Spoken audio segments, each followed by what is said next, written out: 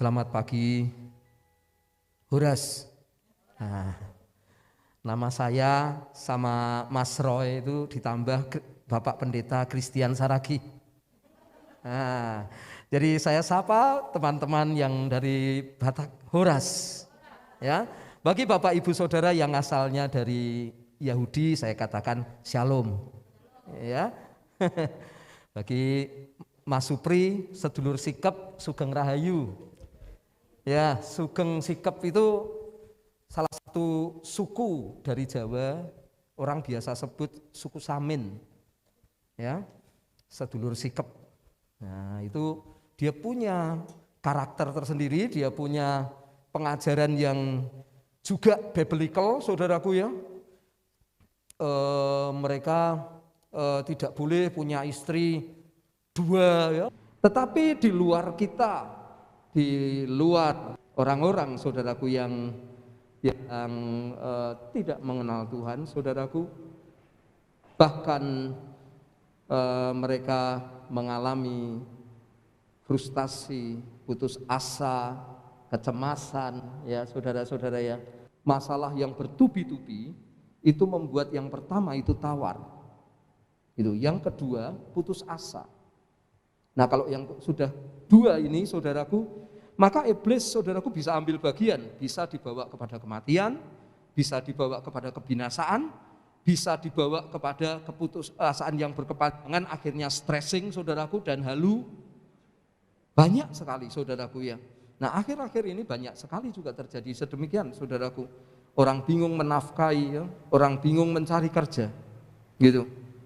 Orang bingung juga, saudaraku, karena sebuah permasalahan yang bertubi-tubi, mereka memutuskan untuk hidup sendiri-sendiri. Nah, anaknya gimana? Ya enggak tahu.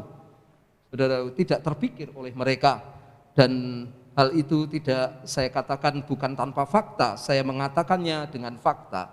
Karena saya sekali melihat orang-orang bertanya kepada saya, bahkan terang-terangan, Pak, saya kalau selingkuh dengan ini bagaimana, Pak? Kenapa gitu?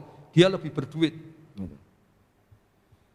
Jadi saudaraku, situasinya orang bisa cemas, orang bisa tawar, dan orang bisa putus asa.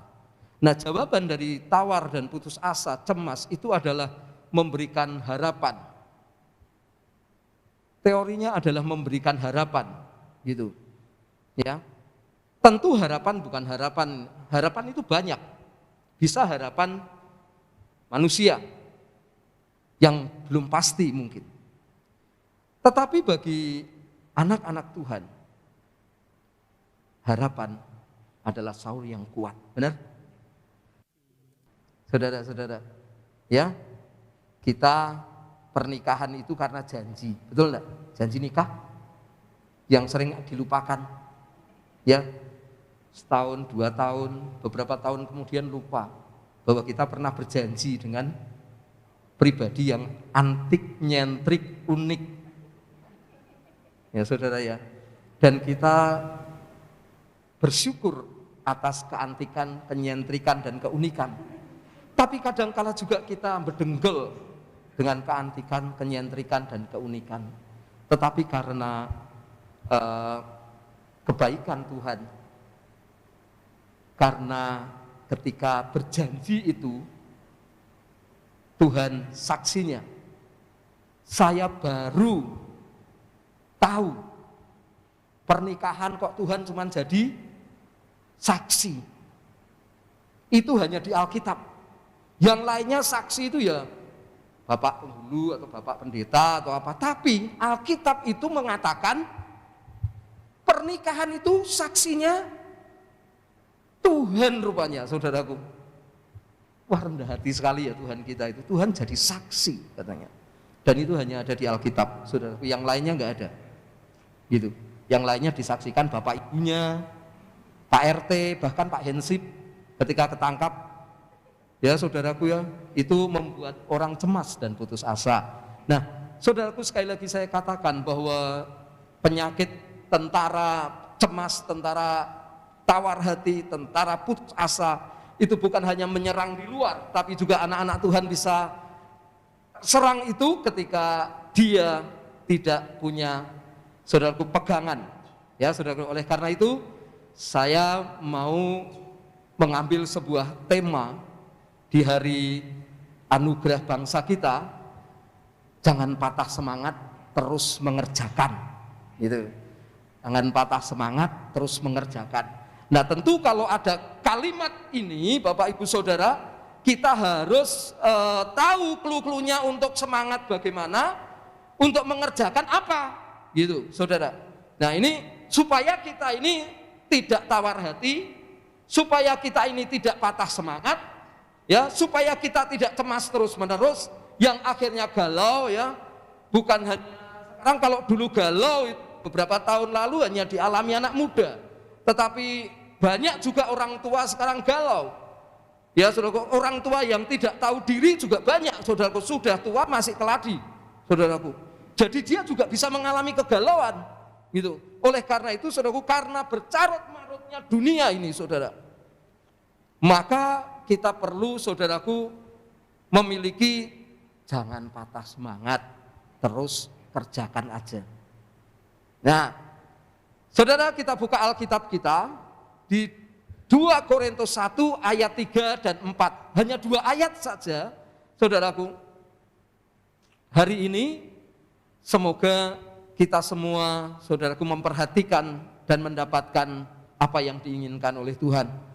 Demikianlah firman Tuhan, 2 Korintus 1 ayat 3 dan 4. Terpujilah Allah Bapa Tuhan kita Yesus Kristus, Bapa yang penuh belas kasihan dan Allah sumber segala penghiburan.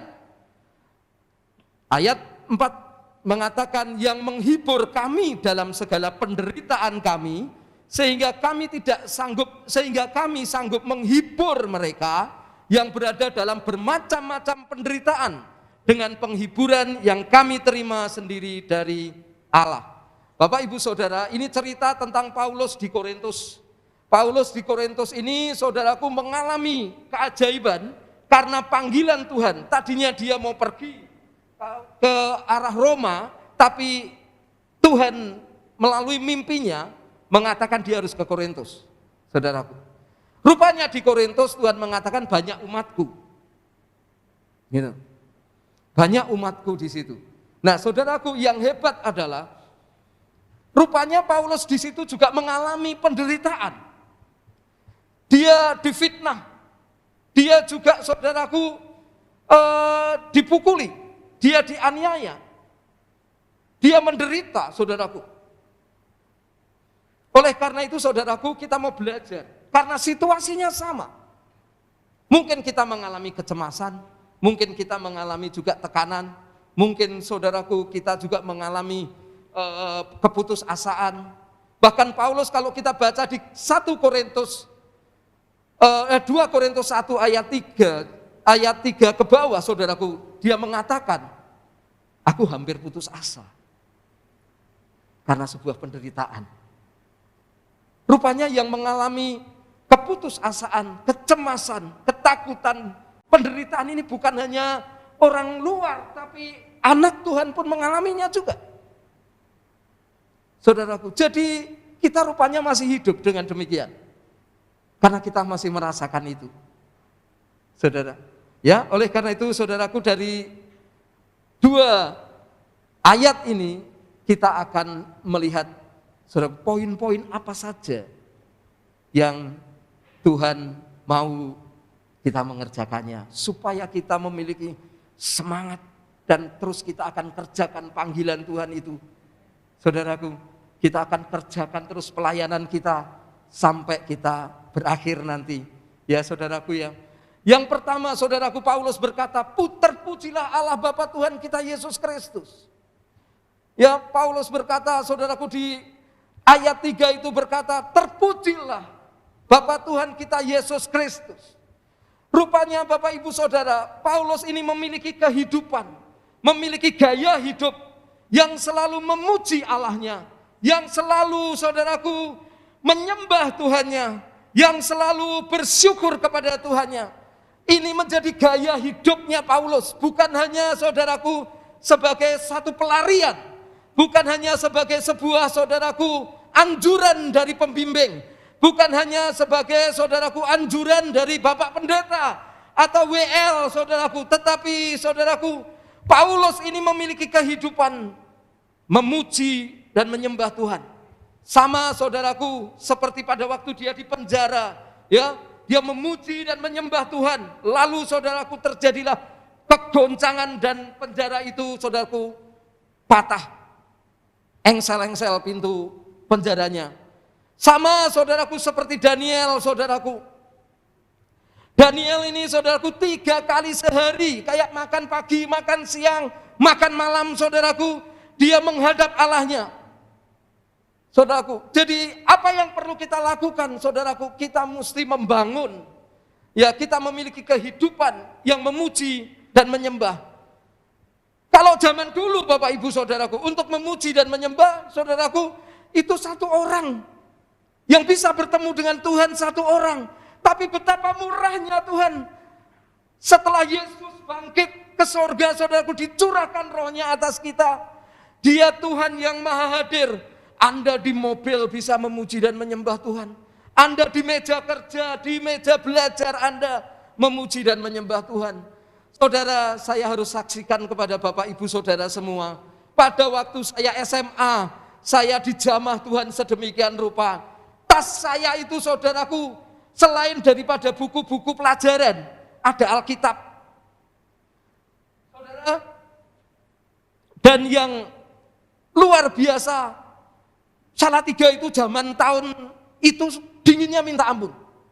Itu enggak ada saudaraku di sana itu minyak yang tidak beku. Semua minyak itu beku zaman itu.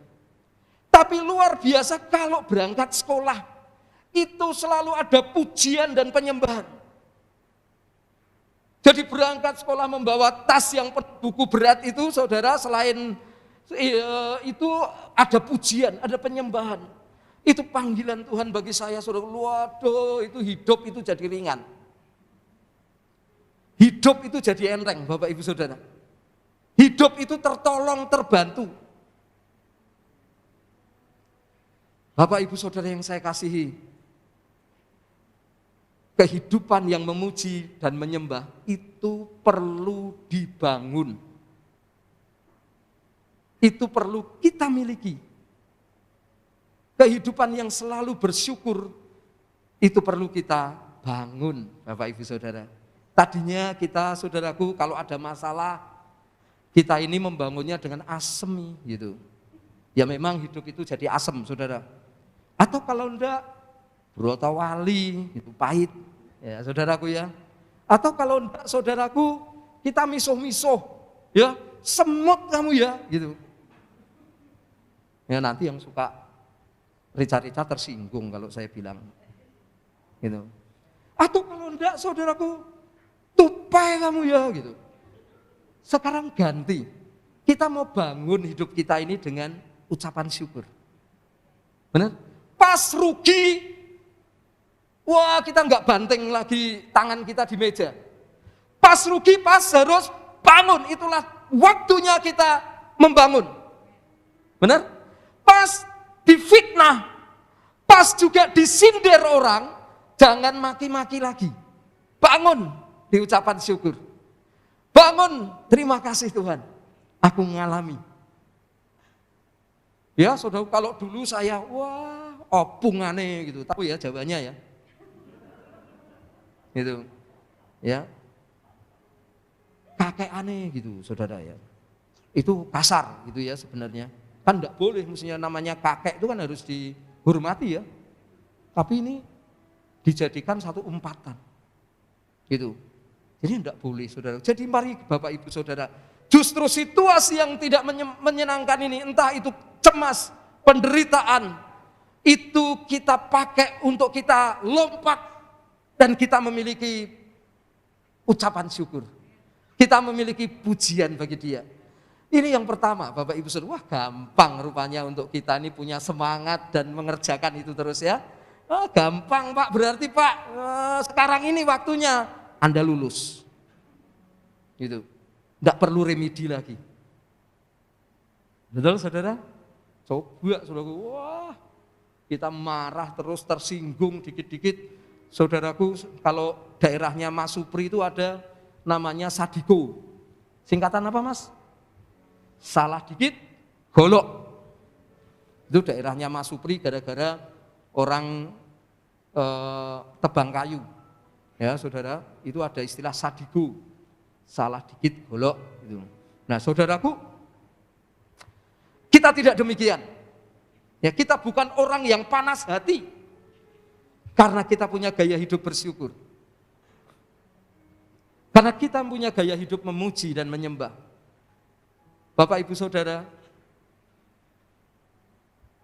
poin satu ini saya tutup dengan sebuah kesaksian. Zaman saya pertama bertobat, itu belum diajari yang namanya pelayanan kelepasan. Tapi Tuhan tunjukkan kuasa yang hebat. Waktu itu saudara, saya ini ketemu dengan adik kelas saya. Nah adik kelas saya ini suka bawa ilmu. Wah itu ilmunya saudaraku ada rogoh, sukmo, lalu harimau putih gitu saudara. Nah saya enggak ngerti saudaraku kelepasan. Tetapi ada dorongan Roh Kudus untuk ambil gitar memuji Tuhan. Saudaraku waktu memuji Tuhan, saudaraku ini macan putihnya itu, wah gelepar, wow itu saudaraku orang itu saudaraku. Mestinya kalau tangan itu, tangan manusia normalnya itu ya tangan gini ya, tapi itu kayak kaki macan, bukan bulunya loh saudara. Suaranya loh, mukanya saudaraku, waduh persis sekali, dan lompat kanan kiri saudaraku. Tapi yang luar biasa saudaraku, itu orang lepar lainnya kelepasan ketika kita memuji Tuhan. Rupanya saudaraku baru setelah bertahun-tahun Yesaya 50 itu saudaraku mengatakan bahwa pujian itu mengikat roh jahat. Yesaya 5, Mazmur 50. Rupanya Mazmur 50 itu berkata demikian. Saudaraku waktu itu wow, saya kagum pekerjaan, berarti Tuhan itu ada ini. Dan saya tanya, saudaraku Rin, mau piye toh ngalami ini? Wah mas, ngeri mas, napa mas? Napa Rin? Ada orang gedene hampir 2 meter, putih, bawa rantai. Wah malaikat itu aku bilang. Itu jelas malaikat. Gitu. Saudaraku, itu pekerjaan Tuhan. Karena kita membangun pujian dan penyembahan. Sejak saat itu, saya punya pengalaman, saudaraku. Dengan Tuhan di atas pujian penyembahan. Kita mesti bangun kehidupan yang memuji dan menyembah. Benar? Kita selalu terkonek dengan Bapa. Yang kedua, mendapat pengenalan Bapa Tuhan kita Yesus Kristus. Saudaraku, seringkali kita mendapatkan pengajaran, jangan kata orang, alamono dewe, jangan kata orang, alami sendiri. Ketika kita membangun persekutuan dengan Bapa, ketika kita membangun persekutuan dengan Roh Kudus, saudaraku, membangun dengan Tuhan, jiwa kita itu jadi peka, Bapak Ibu Saudara. Kita jadi peka terhadap kebenaran, kita jadi haus dan lapar. Lalu akhirnya orang yang peka itu peka juga terhadap Tuhan. Lalu kita mendapatkan pengenalan akan Bapa. Kitab Yohanes itu saudaraku, Yohanes 3 mengatakan, keselamatan itu adalah mengenal Bapa dan mengenal Yesus Kristus. Jadi nomor 2 ini sangat penting. Pengenalan akan Bapa membuat kita beriman. Pengenalan akan Bapa membuat kita aman, membuat kita safety, saudaraku. Membuat kita berjalan, saudaraku, tahu bahwa yang menyertai kita, saudaraku, tahu yang bau reksa hidup kita, saudaraku, adalah Tuhan yang menciptakan langit dan bumi. Ya, teman-teman, mungkin Bapak Ibu Saudara, mertua Anda orang Jawa, saya kasih tahu, orang Jawa sangat kental dengan yang namanya bau rekso. Bau itu, ini rekso itu kekuatan, yang memberikan kekuatan. Kita bukan roh dari dunia ini, bukan juga penguasa Madura, bukan juga penguasa, saudaraku, Jepara, tapi yang menciptakan langit dan bumi ini menyertai kita. Itu karena pengenalan kepada Bapa. Bagaimana mungkin saudaraku kita tidak seperti Daniel yang di dalam api yang berkobar-kobar, dia tetap saudaraku ngobrol sama teman PA-nya. Di tengah-tengah permasalahan saudaraku, api yang membara, Daniel tetap sharing firman Tuhan. Karena pengenalan akan Bapa itu. Saudaraku, yang pertama untuk kita memiliki semangat dan terus harus kita kerjakan adalah memiliki kehidupan yang memuji dan menyembah. Yang kedua, dari itu kita mendapat pengenalan akan Bapa. Yang ketiga, mendapat penghiburan dalam segala penderitaan. Nah, ini yang dicari. Saudaraku, sekarang orang itu nyari penghiburan di mana-mana. Ya, karena dihantam pandemi, jadi sekarang pariwisata yang bertujuan menghibur itu luluh lantak. Lalu siapa sing meh menghibur? Benar? Saudaraku, tukul juga sudah jarang masuk di televisi. Expired. Saudaraku, main game ketinggalan, Anda kalah dengan yang muda-muda. Yang muda apa mau main game terus, tidur main game terus. Anda perlu penghiburan dari Roh Kudus ketika Anda berjalan ke depan. Ya, Anda yang main game ya kalah berkali-kali, Anda perlu penghiburan dari Roh Kudus.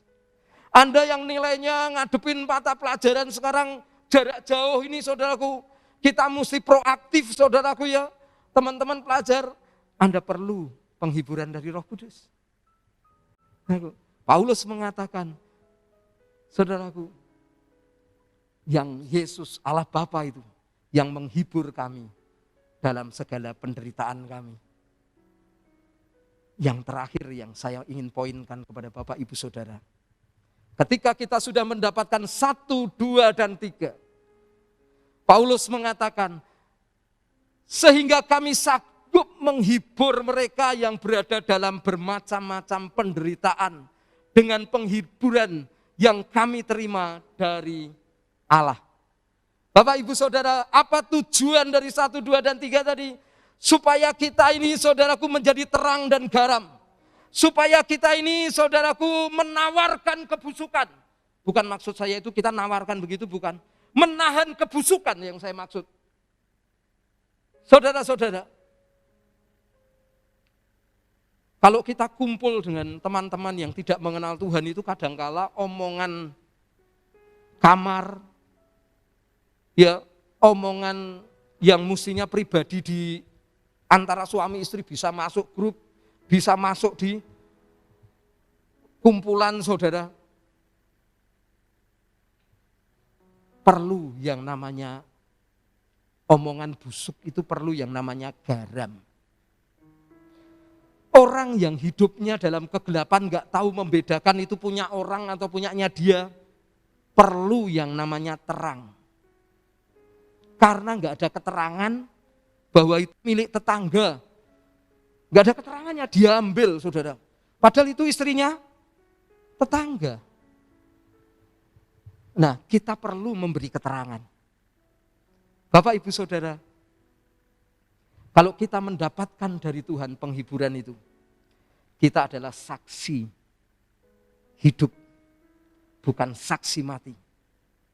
Kita saksi hidup, kita bukti hidup, Dia berbuat sesuatu melalui hidup kita. Benar, saudaraku? Saya mau tutup, saudaraku, dengan sebuah cerita bahwa memiliki kehidupan. PowerPoint saya, saudaraku, sebelum saya tutup dengan sebuah cerita, PowerPoint saya yang terakhir. Hidup kita ini, saudaraku, akan terus rembang naik. Kalau kita yang pertama memiliki kehidupan yang memuji dan menyembah. Yang kedua memiliki pengenalan Bapa Tuhan kita Yesus Kristus. Yang ketiga, kita mendapatkan penghiburan bukan dari dunia ini. Saudaraku, yang terakhir itu puncak saudaraku, kita menghibur, melayani mereka yang di dalam penderitaan. Saudara, pada waktu saya pertama bertobat, itu orang yang saya layani itu, dia orang Salatiga tapi 50 km ke timur dari Salatiga. Gitu yang saya doakan tadi saya cerita. Itu Roh Kudus pertama kali mengajari saya belas kasihan. Ya saudara ya. Anak itu adik kelas saya.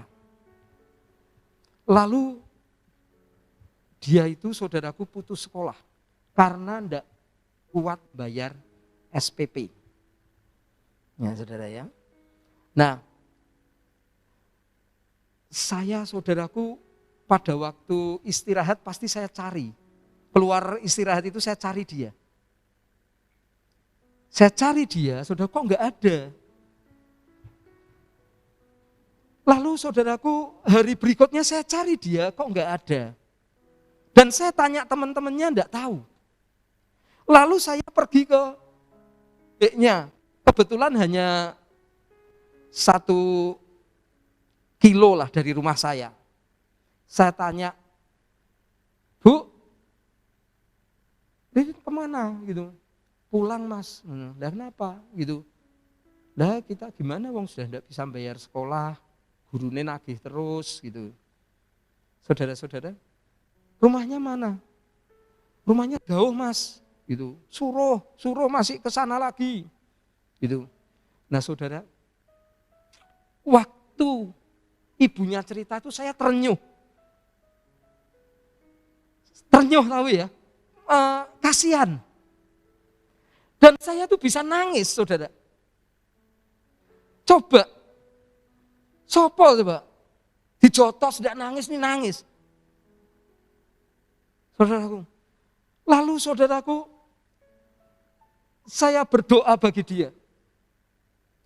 Dan berdoa pun masih polos zaman waktu itu saudara, saya masih pakai, kalau doa saya matikan lampu, saya pakai lilin. Biar kusut, biar apa itu namanya gitu. Zaman pertama saya bertobat. Lalu saya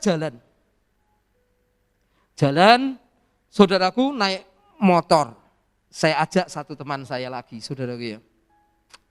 Naik motor, saudaraku, maksud saya motor tuh omprengan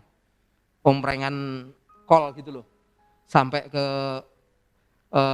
daerah itu, saudaraku, ternyata tanya desanya itu masih jalan. Dan itu hanya untuk 1 orang, saudaraku. Yang maaf kata, saudaraku, dunia rak nganggep dia, wong dia juga, saudaraku, hidupnya ini di kelas ini, saudaraku, gak karuan, saudaraku. Saya ngomong jijik gitu. Ya, cewek-cewek kalau dideketi dia itu gak suka. Tapi kenapa hati ini berbelas kasihan? Lalu saudaraku saya ke sana saudaraku dan ketemu. Dan yang hebat itu saudaraku ya, saya punya jam tangan waktu itu. Dikasih orang. Tak jual untuk bayar sekolah. Tidak ada, saya tidak disuruh oleh Pak Pendeta saya tidak disuruh oleh pembimbing juga, saya tidak disuruh mama ibu saya di Semarang. Tapi dorongan Roh Kudus itu menaruh belas kasihan. Bukankah saudaraku kitab Daniel itu juga berkata bahwa batu itu terungkit tanpa tangan manusia yang mengungkitnya. Dan batu itu menjadi gunung yang besar. Bukankah gunung itu lambang sebuah gereja yang umatnya bisa mengasihi orang lain, yang umatnya bisa saudaraku menghiburkan mereka yang dalam penderitaan. Sebelum saya tutup, satu kesaksian lagi.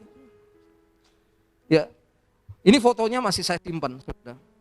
Saya punya teman saudaraku, teman satu kelas. Ini sukanya goda saya.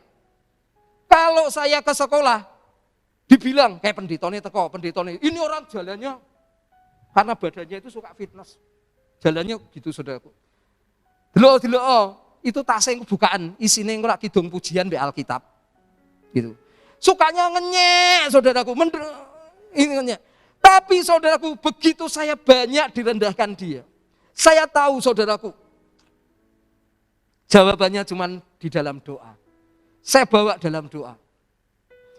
Makin saya bawa dalam doa, makin kenal dia. Rupanya saudaraku dia keluarga broken, dia enggak tahu papahnya itu siapa.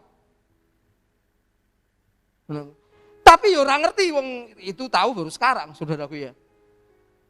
Saya makin banyak berdoa, saudaraku, wongnya makin banyak ngenyek saya. Makin banyak menghina saya. Nanti saudaraku, kalau main basket, nanti saudaraku dia dari belakang pantat saya dikasih bola basket. Gitu saudaraku. Ya. Nah, saya kenalkan kepada teman saya itu, maaf nih, matanya agak gede, saudaraku ya. Keluar gitu, belolok gitu loh. Nah, nanti saudaraku meh mbok kenalke mbek iwak koi gitu, saudaraku. Jadi teman saya dibilang iwak koi. Wah, saudaraku ini nyelelek orangnya, saudaraku. Tapi saudaraku, doa kita itu saudaraku tidak pernah sia-sia. Suatu kali saudaraku, ya saya belum diajari penginjilan. Dulu itu punya traktat itu loh. Ada traktat kereta api surgawi toh. Ya toh, terkenal sekali. Kayaknya saya masih nyimpen itu. Banyak traktat tuh saya masih nyimpen. Tak kasih ke dia, baca saudaraku, koyong ini cerita apa, dia enggak suka. Fitness yo, malah dia ngajaknya gitu, saudara ya. Nah, tapi suatu kali Tuhan izinkan dia ikut komsel. Ikut persekutuan. Kami cuma berempat waktu itu. Nyembah Tuhan, saudaraku ya, tiba-tiba dalam hati saya itu ada suara.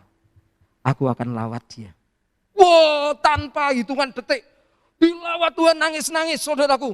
Saya tidak bisa menginjili, saya melihat mujizat itu. Saya tidak bisa melayani kelepasan. Saya bisa melihat mujizat itu. Karena saudaraku, kita dipakai Tuhan. Kehidupan yang dipakai Tuhan, saudaraku. Terus kita mesti kerjakan. Saudaraku, bukan hanya kita terus bersemangat. Tapi dua hal, saudaraku. Satu hal terakhir itu. Mesti kita kerjakan terus menerus. Bukan juga karena pembimbing kita. Kita ajak. Belum tentu orang yang baik-baik saja itu baik-baik saja. Buktinya saudaraku, teman saya itu baik-baik saja. Alim, pakai pakaian rapi, body, apa itu, six pack, apa suspek itu, saudaraku. Bagus, saudaraku, potongan, saudaraku kayak Arnold zaman itu, saudaraku.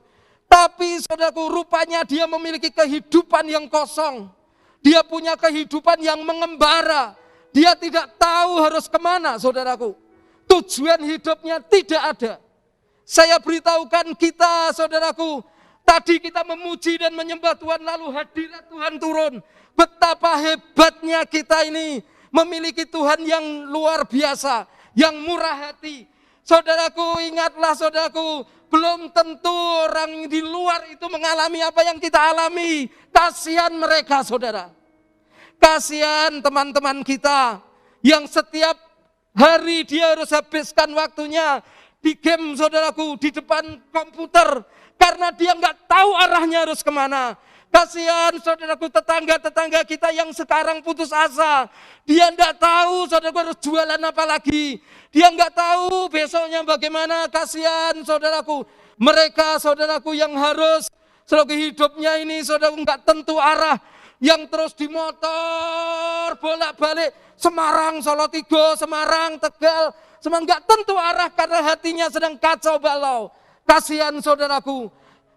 Mereka membutuhkan orang-orang yang memiliki hubungan pribadi dengan Tuhan. Mereka membutuhkan orang-orang yang penuh dengan belas kasihan Tuhan untuk mengasihi, bukan untuk mencukupkan. Sebab yang mencukupkan, yang membutuhkan adalah Tuhan yang memerlukan, menciptakan dia, saudaraku.